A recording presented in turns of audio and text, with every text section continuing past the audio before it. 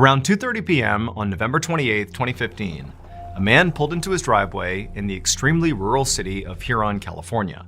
He had been away overnight, and so as soon as he got out of his car, he walked right up to his porch and checked his doorknob to make sure his door was still locked. He found that it was, which was a relief. Then he unlocked it and stepped inside. However, as soon as he was inside his house, he just stopped and listened and kind of looked around. So this neighborhood that he lived in was not a safe place to live. In fact, over the past year, this guy's house had been broken into multiple times. However, he had not reported any of these break-ins to the police because he himself was wanted for felony drug possession. And so instead of getting the police involved, the man had sort of begun doing his own home security. Basically, every time he came home, he would sort of take a minute, listen, make sure nobody was in the house, and then actually sweep the house to make sure, nobody was there and that nothing had been stolen. And so as the man stood there in his doorway listening, he couldn't hear anything and nothing looked disturbed inside of his house. So he flipped on the lights, he walked into his living room and put his keys and his wallet down.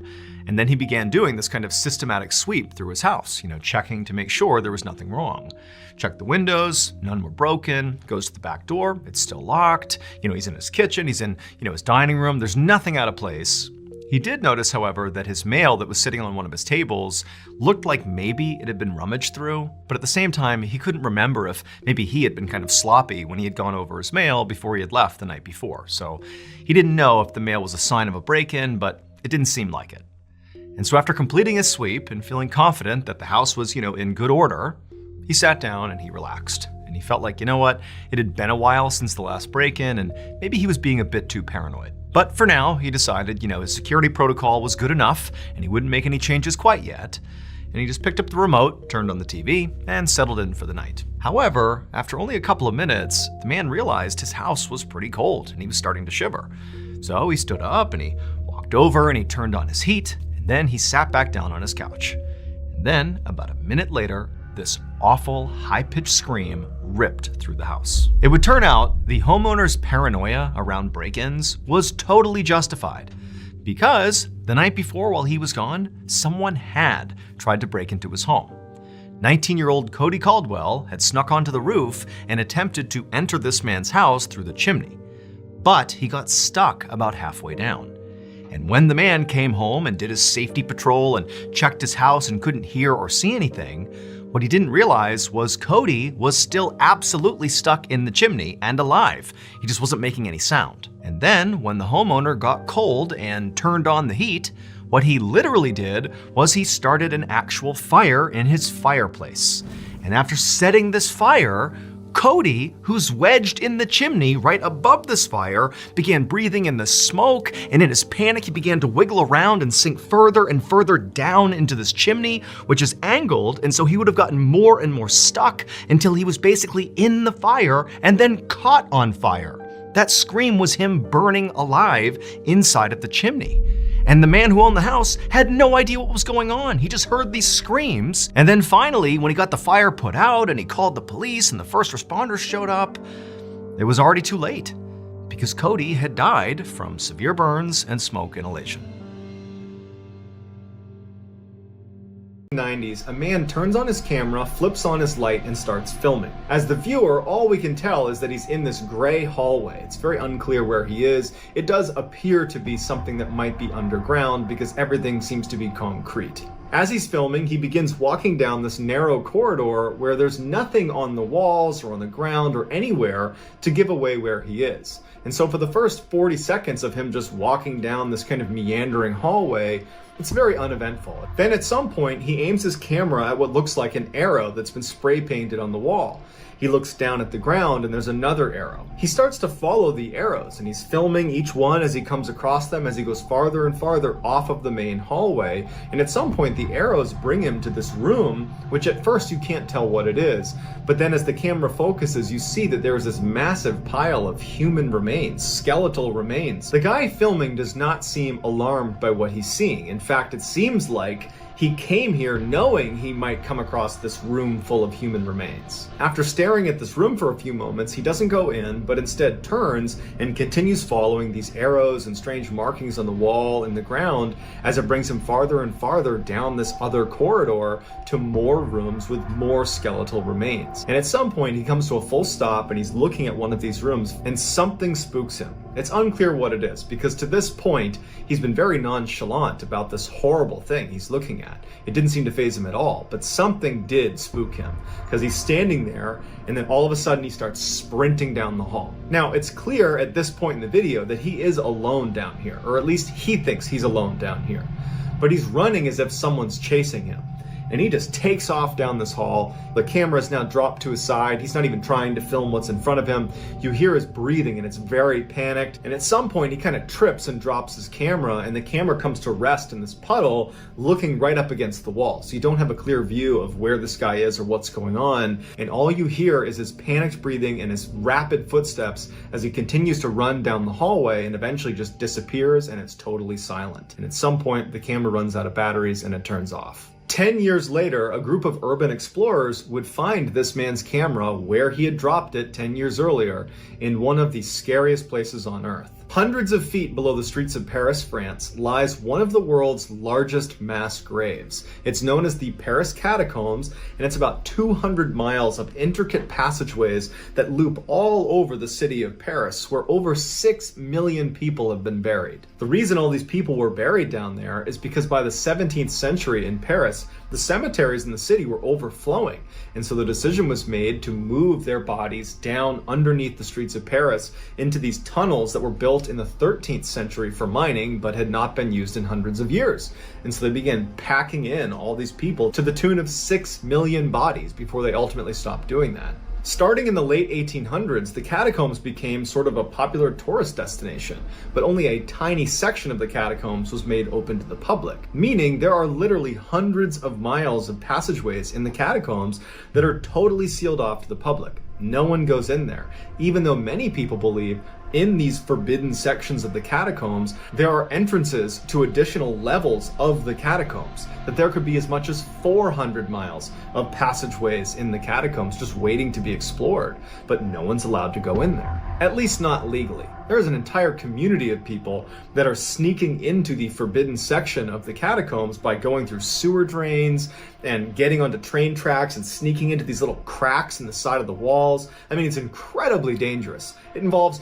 wriggling your way into these 13th century tunnels that are unmapped, pitch black, and no one knows you're there. Not to mention, you're surrounded by literally millions of dead people. Once people started figuring out how to sneak into the forbidden section of the catacombs, there's been countless stories of these urban explorers sneaking in, getting lost, and never coming out again. Which is exactly what we think happened to the guy with the camera who saw the arrows and then ran away. His camera was located miles and miles into one of those forbidden sections. He was skipping school regularly and hanging out with the wrong crowd. Tyler's parents had tried to do everything to get their son back on track, between doctor's visits, psychiatry appointments, medication, an outpatient mental health program, but none of it seemed to work. Tyler just was on the wrong path.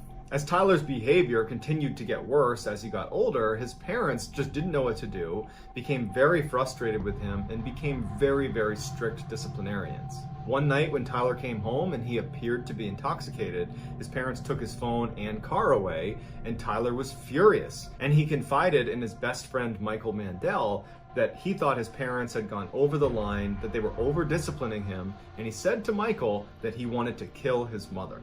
Now, Michael knew Tyler and had known him since he was a little kid, and he did not think twice about this claim that, Tyler wanted to kill his mom. He just thought that Tyler was frustrated with his parents, and Michael did know that Tyler's parents were very, very strict and hard on him. So he just kind of wrote it off. Not long after this incident, Tyler starts talking about this huge house party he's going to have. And all of Tyler's friends, including Michael, just didn't buy it. They're like, there's no way you could ever pull this off. Your parents are too strict and they never leave town anyways. But every time people approached him, he would say, oh no, my parents aren't going to be there. They'll never find out. At some point, Michael gets a Facebook invitation to Tyler's big house party, and he sees that it's been sent to so many people. It's been sent well beyond an inner circle of friends to just total strangers. And then on the Facebook invitation itself, someone had posted on the wall, "Hey Tyler, what are you gonna do if your parents come home?" And he responded to that, "They won't, trust me." On the day of the party, Michael shows up to Tyler's house and it is packed with people. Lots of people he didn't know, and he was fairly certain Tyler didn't know them either.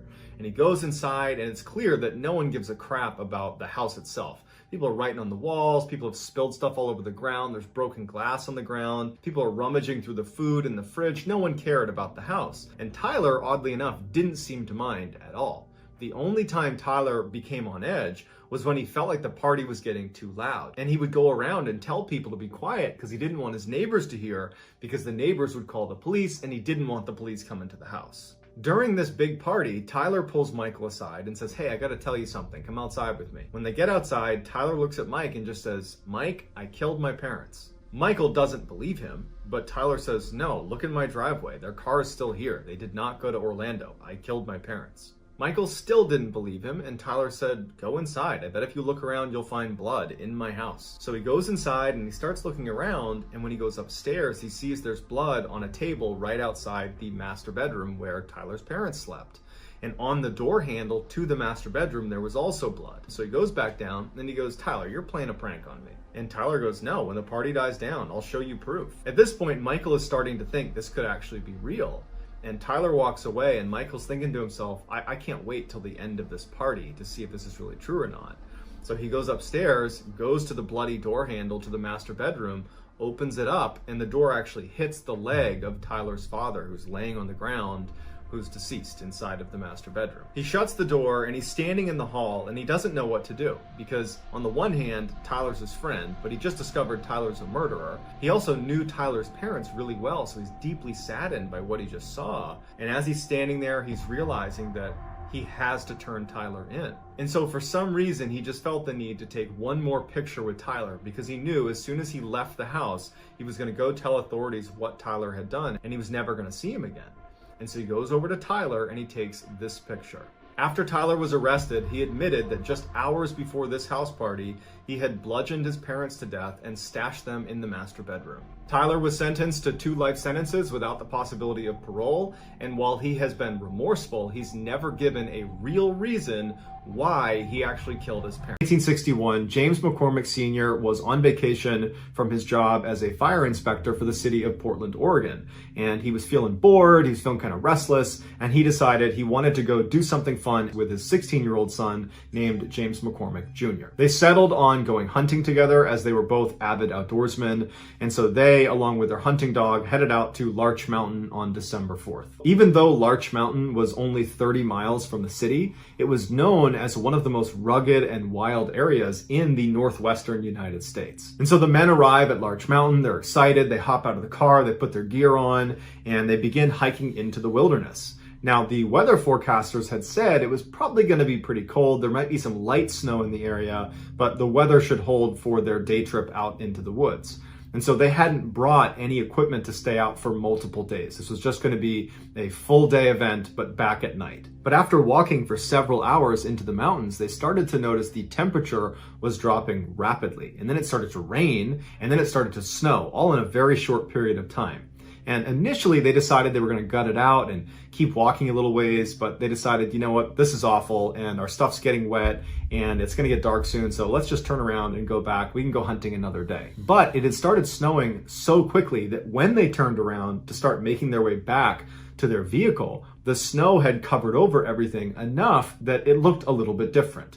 And they didn't have a GPS, they were using a map and compass, and they were not on a marked trail. They were just kind of walking around the mountains looking for a place to set up. And so they're walking back and they're making turns and they're starting to question where they are. And when they had walked for several hours in the direction they believed was back to the truck, well, they weren't anywhere near a road and they felt like they were in an area they didn't recognize, and they realized they were lost. At this point, it was snowing really hard and it was starting to get dark outside. And so the pair decided, you know what? We got to stay out for the night. We're not going to find our vehicle tonight. It's too dark and we don't know where we are. So let's camp out for the night, and tomorrow we will find our vehicle. But remember, they didn't have any equipment to stay out for the night. All they had was their warm clothes, but they didn't have a structure to protect them from the elements. And so they decided their best bet was to climb up into a tree, because at least that way they're off the ground, they'd protect themselves from predators potentially, and the branches of the tree would kind of protect them a little bit from the snow and from the freezing rain. So that night, James Sr., James Jr., and their dog, they huddle in this tree. It's a totally sleepless, miserable night as they're just destroyed by snow and freezing rain and wind. And then finally the sun comes up the next morning and there's a glimmer of hope, although it's still absolutely dumping snow on them. But they're thinking to themselves, this is going to make a heck of a story when we get back. And so they climb out of the tree, they stretch, they kind of, readjust themselves, and then they begin walking in a direction that they think is the direction towards their vehicle. And for several hours, they're just kind of walking, hoping they're going to run into this road, and they don't. And at some point they realize once again that they are in the same position they were in the day before. They don't know where they are. And now they've walked even farther, potentially in the wrong direction. And so they stop for a second, and James Sr. pulls out his map and he's trying to make sense of where they might be. He's looking around, he's trying to terrain associate to see if he can figure out if there's a specific way he should be going. When his son, who was a really tough kid, didn't complain about anything, he said to his dad, I'm feeling delirious. I feel like I can't think straight. And it's hard for me to stand even. I'm going to sit down. And his dad's looking at him, not concerned about this, because it was a pretty miserable night the night before. And so it makes sense he might be tired. But they had slept a full night's sleep the days leading up to this trip. They've only been out in the elements for one day. They do have warm clothes on. They do have food. They do have water. And so he figures his son will just sit down for a minute and then he'll get back up and be rejuvenated and they'll keep moving out. And so James Sr. continues looking at his map. He's looking around, kind of waiting for his son to say, okay, I'm ready to start moving again. But his son just continues to deteriorate. He's speaking in nonsense and he can't stand up. And this was the first time that James Sr. really started to feel concerned for their actual safety. Because even the night before, when they were up in the tree, even then it just felt like it was this crazy thing that was happening to them and that everything would be fine. And even that morning when they got up and it was still snowing and they're still lost, he had that optimism, and so did his son. But now thinking, okay, we are potentially staring down another night out here and we're going to eventually run out of food and water. Our clothes are starting to get wet. The temperatures are dropping below freezing. We don't have a tent. We don't have a shelter. And now something's wrong with my son, which is concerning in and of itself. But if he can't move, then we can't make progress towards getting out of this situation. And so James Sr., who was this really fit fireman, he said, okay, I'm going to pick you up and I'm going to carry you. And he picked his son up, fireman's carry, put him over his shoulders. And for 3 hours, James Sr. just continues to march around looking for the way out. And after 3 hours, when they had not gotten anywhere closer to a road or any civilization, and now it was dark out again, he collapses with his son and he puts his son down by a tree and he sits down next to him and he's totally defeated. And he's like, we got to get ready for another night. We got to get back up in a tree and we got to do this again. And so as they're sitting there kind of talking about how they're going to get James Jr. up into a tree for the night because, he's too weak to climb up himself, they both notice these very bright lights about 100 feet in front of them that look like headlights. And James Sr. is like, oh my goodness, what luck. There is a road that we just didn't see and there's a car that's parked right there. I'm going to go up and communicate with them and tell them that we are stuck out here and see if they can give us a ride. Stay right here. I'll be right back. And so James Sr. gets up and starts running towards these lights because these lights are their lifeline and he wants to get to them before they potentially pull away without realizing, there's some people that really could use some help here. And so as he's moving, 50, 60, 70 feet away from where his son and his hunting dog were, the lights just continue to go farther and farther away from him to the point where James Sr. stops. And he's looking at these lights thinking, are those headlights? Like, what are those lights? And at some point, the lights just kind of disappear into the forest and then they're gone. James Sr. looks around and he realizes there's no road over here. I'm in the middle of the woods. Like, what were those lights? And so he stands there for a minute thinking to himself, am I losing my grip on reality? Like, what's going on here? And he turns around and he starts running back to where his son and his dog were. And when he gets there, only his dog is there. His son is now gone. And what's going through James Sr.'s mind is how? Because he couldn't walk until now. And my son certainly wouldn't have lied to me and made me carry him all the way here. And there's enough light out that he could actually still see the footprints on the ground. And so he grabs his son's backpack that was left by the tree. He picks it up, he grabs his dog, and he starts yelling for his son and starts walking along the footprints that were left by presumably his son. And so he's walking along these footprints, and he's yelling out for his son. He's not hearing anything. And this whole time he's thinking to himself, like, why would he even leave? Even if he could move, why would he leave? We're obviously in this together. Like, what's going on with my son? And so he's walking, and after about 30 minutes of walking along these footprints, because the snow was coming down so heavy, the prints were getting harder and harder and harder to track because they were filling in with snow. And finally, it got dark out, and then he really couldn't see the prints anymore. And now James Sr. is absolutely panicked. You know, this is a nightmare. Where's my son? What were those lights? Oh my gosh, it's going to be another night out here. And he just picks a random direction, and holding onto his son's stuff with his dog, he just starts running. The next day, James Sr. and his dog would stumble into this lodge that was about 6 miles away from where they had parked their car over at Larch Mountain. Now, that doesn't mean they moved 6 miles to get there. They probably zigged and zagged all over the mountain, and they covered much more than 6 miles, but it was a 6-mile shot to this lodge. They stumble inside, and it was just a miracle that he had found it. He basically had ran all night until he found a road, and he traced it up to this lodge, and he told the staff inside, my son is missing. We've been gone for 2 days now.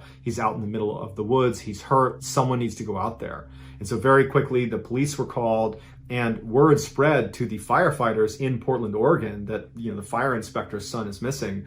And so 200 off-duty firefighters made their way up to the mountain as well to assist in this search. The paramedics wanted James Sr. to just go to the hospital and let the searchers do their job. But James Sr. was not about to leave his son, and he refused medical attention, and he went out with the first group of searchers. And somehow he was able to get them to the rough area that he was able to recognize as, you know, roughly where his son had been sitting when he went missing. They searched that area and very quickly found James Jr.'s glasses case, as well as his boots and his socks, but no James Jr. Later in the day, though, they would find James Jr. He was about 1,000 feet away from where his boots and his glasses case were found, at the bottom of this cliff, and he was deceased. Now, initially the thought was, well, you know, he must have gotten confused and walked away from where he had been told to sit and fell off this cliff. But they determined he did not die from the fall off this cliff. He had made his way down to that cliff and then died of exposure. So how was James Jr. able to suddenly be able to walk again?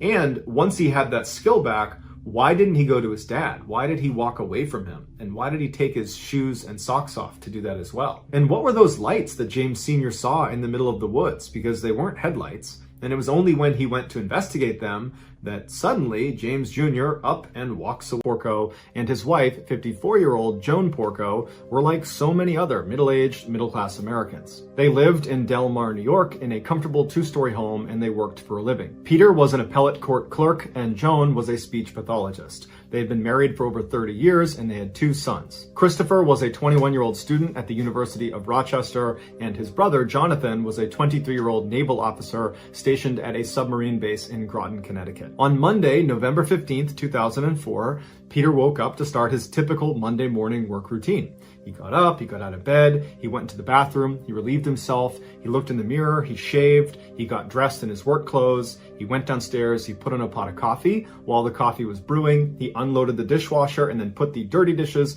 into the dishwasher and started it. He wanted to get his newspaper, so he went outside, he got his newspaper, but he realized he locked himself out of the front door, so he got the spare key out from underneath the mat, opened the front door, went inside, he sat down, had some coffee, read the newspaper. After a few minutes, he put his coffee cup in the sink, he packed himself a lunch in his lunchbox, and then he headed for the door to head for work. Peter was known as a very reliable employee who was also very punctual and rarely missed work. So when he didn't get to work that Monday morning, the court was a little bit confused. They called him to see if he was okay. He didn't pick up. So they dispatched a court officer to go make sure he was okay. And so the officer arrives at his house. He sees cars in the driveway. The front door's shut. He goes up. He knocks on the door. Nobody answers. He tries the handle of the front door. He realizes it's open. So he opens the door and he yells out, "Hey, I'm just looking for Peter." And the door hits something on the ground. He pokes his head inside and looks down, and there on the ground, the thing blocking the door, is Peter Porco's body. He's clearly deceased, and he clearly has a massive head wound. The court officer steps outside immediately, calls 911, local police show up, they go inside, and sure enough, Peter is dead.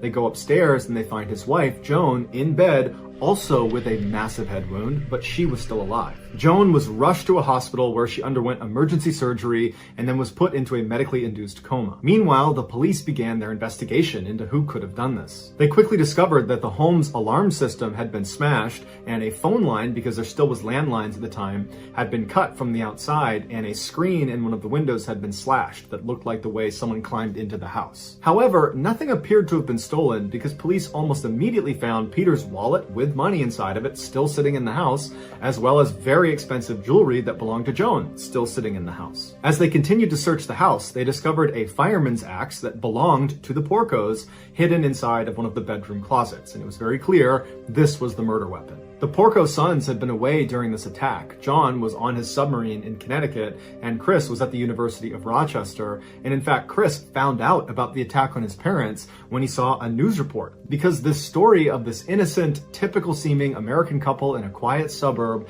getting struck down by some axe-wielding maniac had gone totally viral, and it was all over the news. And so Chris called the police to get more information about his parents' death. Here's the recording. Hi, my name is Chris Porco. I was just called by the Times-Union saying that my parents were found dead this afternoon. I was wondering if you had any information for me. Hey, Chris, whereabouts are you? I'm at school in Rochester, New York. Okay, you're in Rochester? Yes. Okay, and you're hearing from the Times-Union? Yeah, they said my parents were found, I guess, dead. I don't know. They didn't say how or anything. So you will be here probably, you're going to go right to Albany Med? I don't know. I don't even know where my mom is, but... Yeah, she is at Albany Med. Okay. Do you know her condition? No, because I haven't talked to her. Let me give you my pager number. As you can tell, Chris is extremely emotional. He's beside himself. He can barely speak. He's so upset about what's happened to his parents.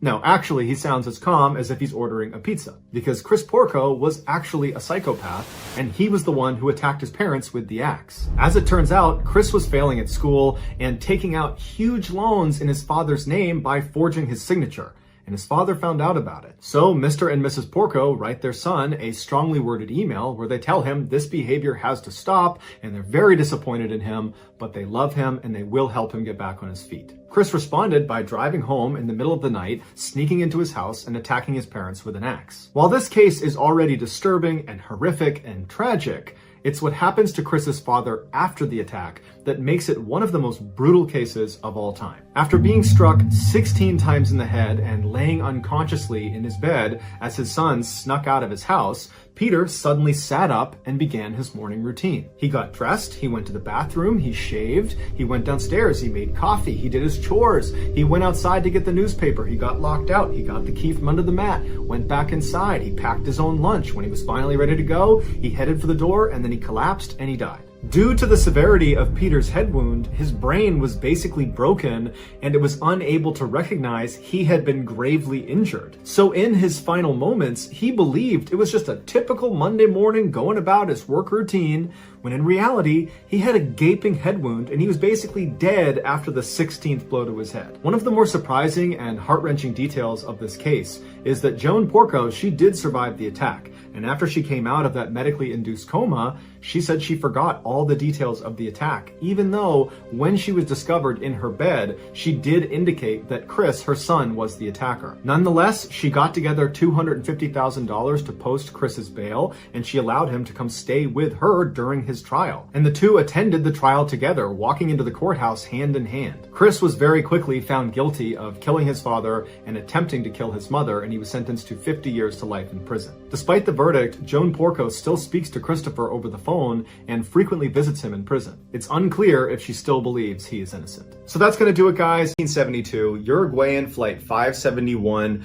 was flying from Uruguay to Chile for a rugby game. On board were 45 people. There was 5 pilots and crew. The other 40 were the rugby team and their friends and relatives. So they take off and they're making their way to Chile, and the pilot was relatively inexperienced and he made a fatal mistake. He believed it was time to make their descent into Chile, but he was actually about 70 kilometers early. So as he's descending through the clouds, he believes he's going to see a runway and land this plane. Instead, he sees the Andes Mountains, and it's too late to pull up out of the way. He basically nicked the mountain. causing the plane to start tumbling down at breakneck speeds, 350 kilometers per hour. As it's tumbling down the mountain, the tail breaks off and 7 people are sucked out immediately that all perish. It's blazing down this mountain, and then it comes to a crashing stop where on impact it kills the 2 pilots. But miraculously, of the 45 people on board, 33 were still alive when all the dust settled. But that night, 5 more people would perish from the freezing temperatures, and within a couple days of this crash landing, another person would die. Those who were still alive that weren't in a coma or critically injured used luggage and debris from the plane and seats to create shelter. And they actually started pulling out lipstick from inside of some of the passengers' luggage. And they tried to write SOS on the outside of the plane because the fuselage was still pretty clearly intact. But they didn't have enough lipstick. They didn't have any medical supplies, and they didn't have proper clothing for the temperatures they were in. They did not anticipate being in minus 30 degrees Celsius temperatures for extended periods of time. They also had very, very little food, and it was running out very quickly. In a very cruel twist of fate, they actually found a working radio that allowed them to tune in and listen to the media as they tried to find them. And so they had to listen in horror after about a week when the search was called off, because no one knew where they were, and the assumption was they must have all died in the crash. When the food finally ran out, survivors began eating the seats inside the plane, the leather and the cotton. But as they're doing this, they know what the next step has to be if they're going to survive. They need to eat the dead. And so on day 9 of the ordeal, the survivors ate the pilots. And they chose the pilots because they were the only people amongst the dead that they didn't personally know. The rest of the dead that they would ultimately eat were their friends and loved ones. Now, naturally, these people did not want to become cannibals, but virtually everyone, out of a need to survive, was able to make the adjustment. There were some people that couldn't, including one woman who didn't eat and ultimately died of starvation on day 60 because she just was not prepared to do what was necessary to survive. As if this situation wasn't bad enough, an avalanche would eventually strike the landing site, killing 8 more of these people that are doing everything they can to survive. But at the time of the avalanche, their food source had effectively run out, and so those 8 people who perished in the avalanche ultimately replenished their food source. From day 1, the survivors discussed climbing up and over the mountains and walking towards Chile to try to search for help. But the attempts so far had all failed due to extreme cold, malnutrition, altitude sickness. It was like they knew as soon as they walked over that mountain, they were going to die. And so many of them decided early on that they would rather just stay with the group because at least that way they would die as a group, or maybe by some stroke of luck they could still be discovered and they might be easier to discover as a big group. But 2 months after the crash, and with no help in sight, they know the search has been called off.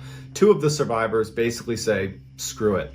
I'm gonna make the trek over the Andes Mountains. We have no supplies, we have nothing, no map, no compass, no anything. We're just gonna walk roughly in the direction of Chile, and you know what? We're either gonna die here or we're gonna die out there. And so the 2 take off. They somehow survived for 9 days, walking over the Andes Mountains with no equipment. They've been out for 60 plus days at this point, and they managed to walk into this valley, and they see that there are people living in this valley. There's actually a couple of fishermen right on the other side of this river. And so they go down to the edge of the river and they're yelling out to these people on the other side. The fishermen couldn't make out what they were saying. And so the fishermen, they got a piece of paper and they put a pencil in it and balled it up with a rock and threw it across the river. And they were able to write down that they had survived a plane crash. They were located back in that direction. There was 14 other survivors and they desperately needed help. Balled it up, threw it back. 3 Chilean helicopters were spun up and sent off in their direction, and the 14 other survivors were able to be picked up, brought to safety, and all 16 would make a full physical recovery. However, the most difficult thing they would ever have to recover from was becoming reluctant cannibals, which is something that haunts all of them to this day. And here is the famous final picture of inside Uruguayan Flight 571 just moments before they crashed into the Andes Mountain and had to go through that horrific 72-day ordeal. First, 1984, a 28-year-old man named James Sevigny opened his eyes and looked down and saw his whole body was covered in snow, and a lot of that snow had turned red from what looked like blood. James tried to take a breath in, but as soon as he did, his chest exploded in pain.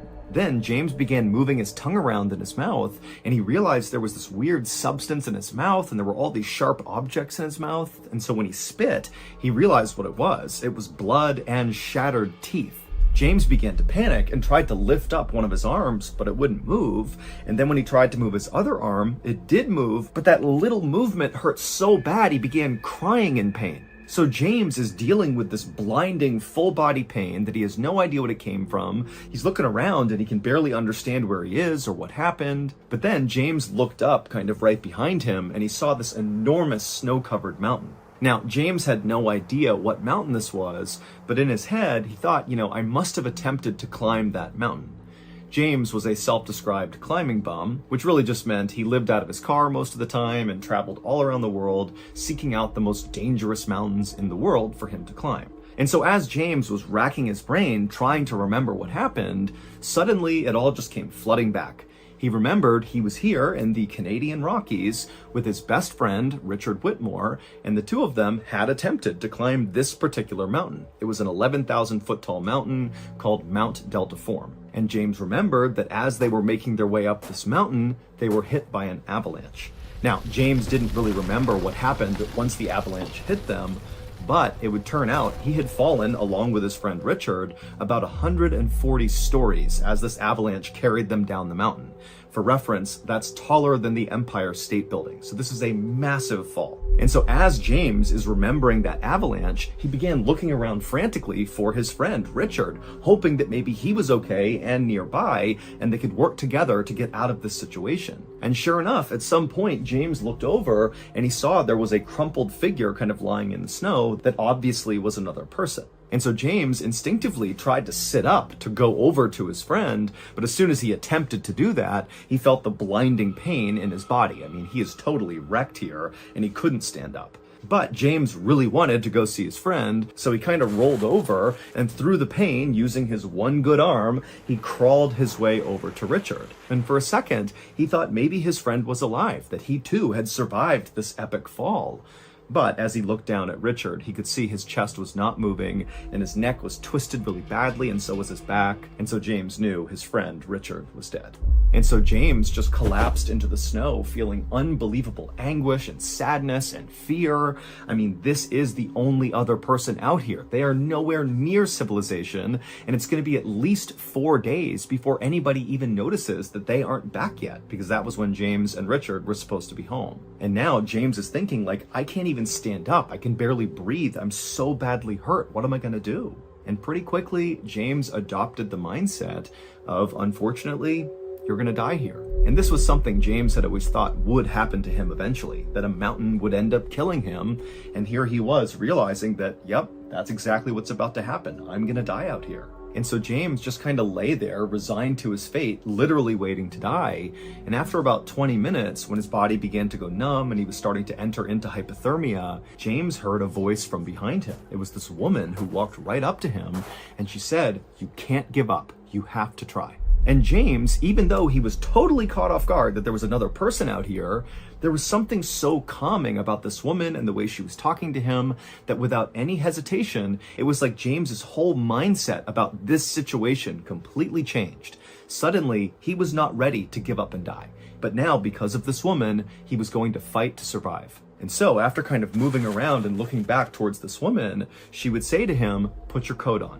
And so James, despite the excruciating pain, used his one arm that still worked and kind of propped himself up. And then he pulled his coat out of his pack, which was lying near him. And very painfully, he slipped this coat over his broken and damaged arms. And then once the coat was on him, the woman said to James, "Now take a sip of water." And so James, without any hesitation, he reached over and grabbed his water. He unscrewed the top and took a sip, despite how painful it was to sip, even though the water stung his totally shattered mouth. And then after James put the water down, the woman very calmly told him, "Okay, now disconnect yourself from Richard's body and then use the tree right here to pull yourself up." And so he untied from Richard, and then using his one good arm, he grabbed the tree and he managed to hoist himself up onto his totally destroyed legs. And he couldn't believe he was even standing at this point, but here he was, up on his feet.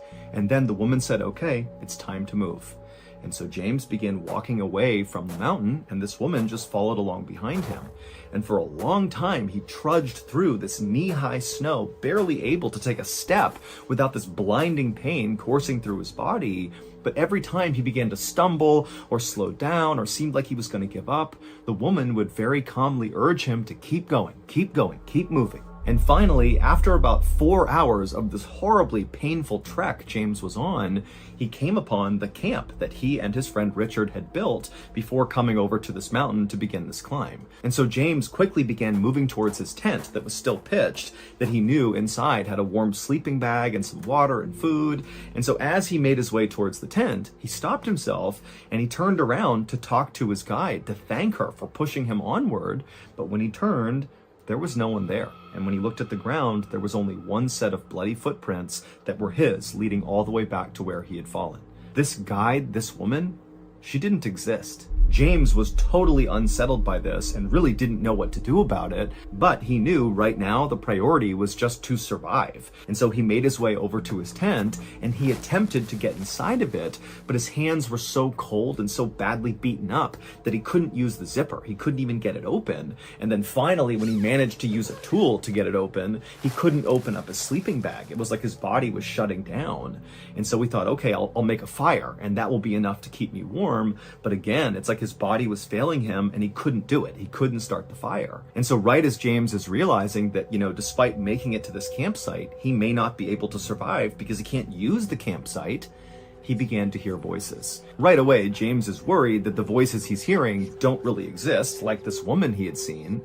But sure enough, just a second later, 3 skiers came around the corner and they saw James. And amazingly, one of them was a very experienced mountain guide and another one of them was a nurse. And so right away, when they saw James, they saw he was dying. The nurse rushed over, she made a fire for him, she got him comfortable, she put on warm clothes, and the mountain guide, he took off to go get help.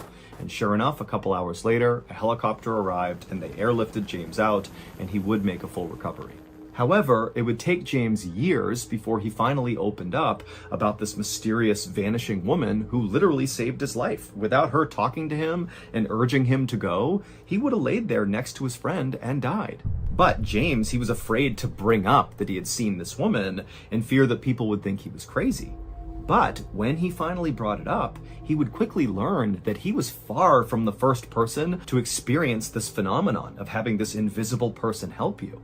In fact, this phenomenon is common enough that it has its own name. It's called the third man effect. The third man refers to this mysterious vanishing person that steps in and helps people survive who have just undergone some horribly traumatic event. An example of somebody else who has experienced the third man effect was the very last person to escape the Second World Trade Center tower on September 11th, 2001 in New York City during the terrorist attacks. He was able to get out right before it collapsed because a mysterious vanishing voice told him exactly which direction to go until he escaped. And so whether the third man effect is actually supernatural or just a trick of survivor psychology, we don't know. James, who is both an atheist and a scientist, says he does not believe that this woman who saved him was an angel or connected to religion in any way. Instead, he just said, it was a presence that I needed at the time that saved my life, but that is the extent of my understanding.